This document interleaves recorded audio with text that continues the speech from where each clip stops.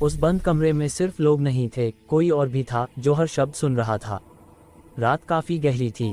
पुराना कमरा पीली बल्ब की रोशनी में कांपता हुआ सा लग रहा था। दीवारों पर अजीब परछाइयां हिल रही थीं, जैसे कोई सांस ले रहा हो। बीच में रखी लकड़ी की मेज पर चमक रहा था एक सुनहरा लॉकेट, घर की सबसे कीमती निशानी। कहा जाता था कि उस लॉकेट से इस घर की एक आत्मा जुड़ी है। कमरे में 5 लोग थे। राघव, उसकी बहन नंदिनी, दोस्त अमन, नौकर श्याम और पड़ोसी विवेक। दरवाज़ा अंदर से बंद था। खिड़की पर मोटे पर्दे पड़े थे। बाहर से हवा तक की आवाज़ नहीं आ रही थी। तभी घड़ी ने 12 बजाए। टिक टिक टिक। अचानक बल्ब फड़फड़ाया और बुझ गया। कमरा अंधेरे में डूब गया।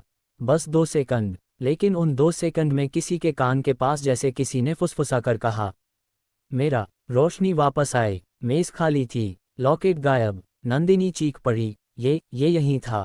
श्याम का गिलास हाथ से छूट गया, कसम से साहब, अंधेरे में किसी ने मुझे छू लिया था। विवेक ने धीमी आवाज में कहा, ये लॉकेट अपने आप गायब नहीं होता। अमन घबरा कर बोला, ये सब मुझे डराने की चाल है, मैंने कुछ चुराया नहीं है। उस पल कमरे में ठंड बढ़ गई। बल्ब फिर से झपका और मेज के नीचे एक पल के लिए किसी और की परछाई दिखाई दी।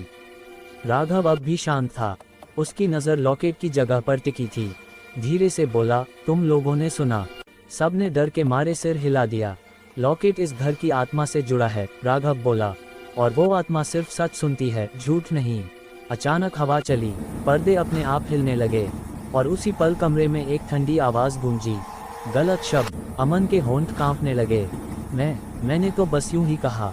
राघव उसकी तरफ मुड़ा। मैंने किसी से नहीं कहा था कि चोरी हुई है, मैंने सिर्फ कहा लॉकेट गायब है। मेज पर हल्की सी खनक हुई। लॉकेट अपने आप टपक कर नीचे गिरा।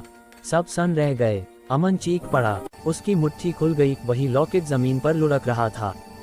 2 सेकंड के अंधेरे में उसने उसे उठा लिया था, लेकिन आत्मा ने उसके मुंह से वही शब्द निकलवा लिया जो सिर्फ चोर जानता था। घड़ी फिर बोली, 12 के बाद 1।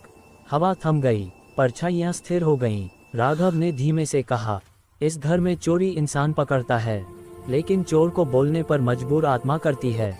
अब सवाल आपसे, अगर उस कमरे में आप होते और कोई आत्मा आपके शब्द सुन रही होती, तो क्या आप भी सही शब्द चुन पाते?